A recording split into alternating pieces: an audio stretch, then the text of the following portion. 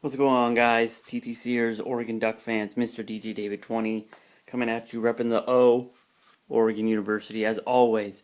Ever since my last video, I've been itching to make another one, and I don't know why. I think it's just because I'm that pumped for next week's ball game. It's only Monday, uh, and I want to play Fresno State. I want Oregon to go in there and trounce some ass and just ball out and play awesome like they did last game. I mean, our second string defense played like shit, but it was exciting to watch the first stringers for the first quarter and a half.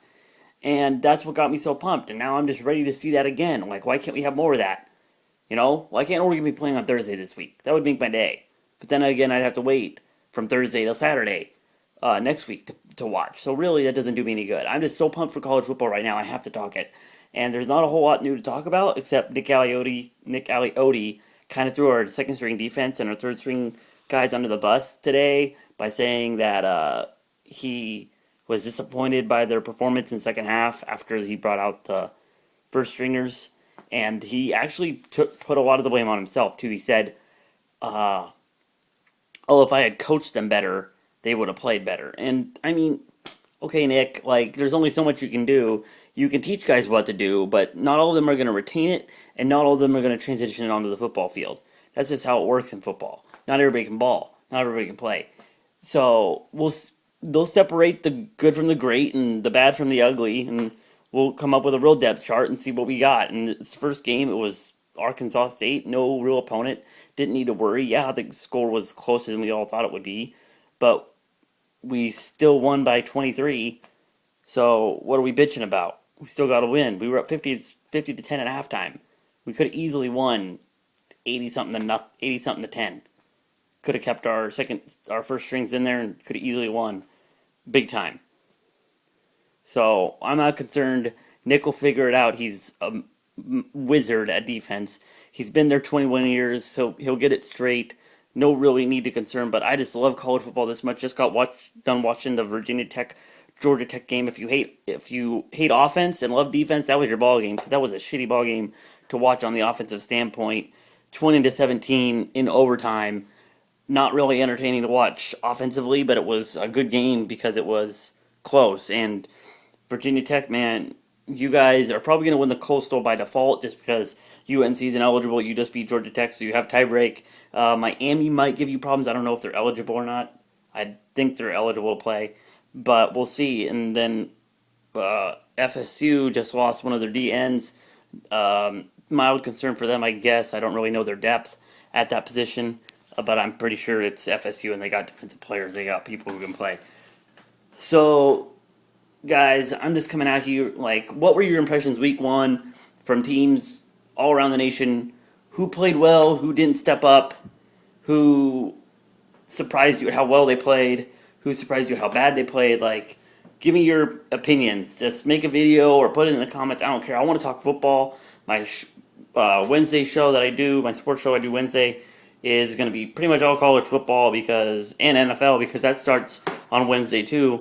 So that's going to give me more football to watch. I'm just excited because this is my favorite time of the year next to Christmas, and it's epic. Like, this is just the best time in the world for me, and I just can't wait for more games to come. They can't come fast enough. That's how I feel. They cannot play college football enough in this nation. We should have football games week round, and that's just how it should be. And oh, I'm so excited. Okay, so teams for me who underperformed. Georgia. It was a game for a half with Buffalo, maybe even into the third quarter. Underperformed. Yeah, you pulled away in the end, but it was pretty close for the sixth ranked team playing Buffalo. And of course, you got to mention Oklahoma because they had to go to overtime. They had to almost go to overtime to beat UTEP. And I know they're on the road, and UTEP always plays good at home, and Oklahoma plays terrible on the road. They have a bad thing, and I know technically the defense didn't give up a touchdown, but your offense looked terrible, and you're the fourth best team in the. I don't know why you're ranked above Oregon. You always choke. You choked last year against Iowa State, so you'll probably choke again against somebody. West Virginia, who put up 69, put up 70 in the Orange Bowl. That team is on fire. That team if their defense can play half as well as their offense does, they're going to win some ball games. So they looked impressive. And apparently, USC's already won the national championship because Matt Barkley and Marquise Lee connected on a 75-yard touchdown pass. I don't know if you guys heard about this on the first play from scrimmage. And apparently that wins you a national championship because everyone's just like, oh my gosh. Matt Barkley, Marquise Lee, Robert Woods, just slobbing on USC's knob. And it's the first weekend of the college football world. And they beat Hawaii, which now apparently so highly touted that their secondary is so strong that the fact that they scored on that defense is just flabbergasting to anybody in the nation. And the fact that Marquise Lee took a punt return back is just beyond belief because their special teams coach is highly touted and he has a lot of tradition of being good. That stuff to me is way overblown. First week of the season, you really can't take a ton away from it, but just people need to get off the USC wagon right now and just wait till they face Oregon. They won 49-10. They didn't blow them out of the building, but they didn't let them in either. You know what I'm saying? It wasn't like, oh, gee willikers, Oregon scored 50 in the first half. That's how that rolls. And yet nobody is like, oh, that Marcus Mariota kid, but oh, Matt Barkley. Oh my God, Matt Barkley. Praise Matt Barkley. Yay, hail to the conquering hero. Yay, he came back for all the right reasons. Bullshit. He came back so he could have all this Silicon Valley sluts slob on his knob and give him what he wants. And he can have all the pundits stroke him too, and he can make more money because he'll be a first-round pick. Because you all know Andrew Luck would have gone number 1. Bullshit, he came back for the right reasons. Ridiculous that everybody thinks that he's just the perfect child. No. He's an ass. He lives in California.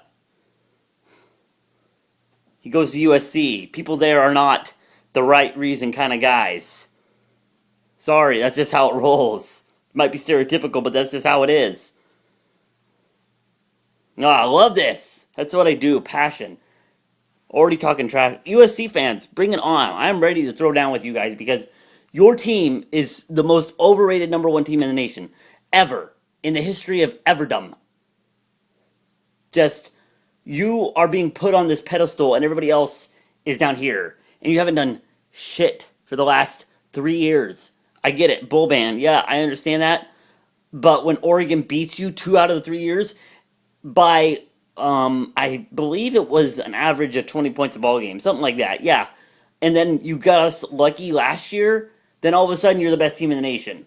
We creamed you in 2009, 47-20, I believe. Then we beat you 53-32 in 2010, and you got us in 2012. All right, there we go. Yeah, okay. Understandable. Okay? Can we just now admit that Oregon has pretty much handled you? And we almost came back in last year's game, didn't we? That's right. If the guy learns how to kick a field goal and Chip Kelly maybe learns to call a timeout, we could probably have scored a touchdown and won that ball game. Can we agree on that? Could we agree that you got lucky, that Maldonado doesn't know how to kick, and that Chip Kelly is a moron at conserving time? Okay. So, you got lucky last year. Now you got to do it again. You don't have deep defense. What does Oregon do best? Run roughshod over everybody, and yet you're impervious to our skill. Bring it on, USC. Go Ducks. Win the day, and kick Fresno State's ass.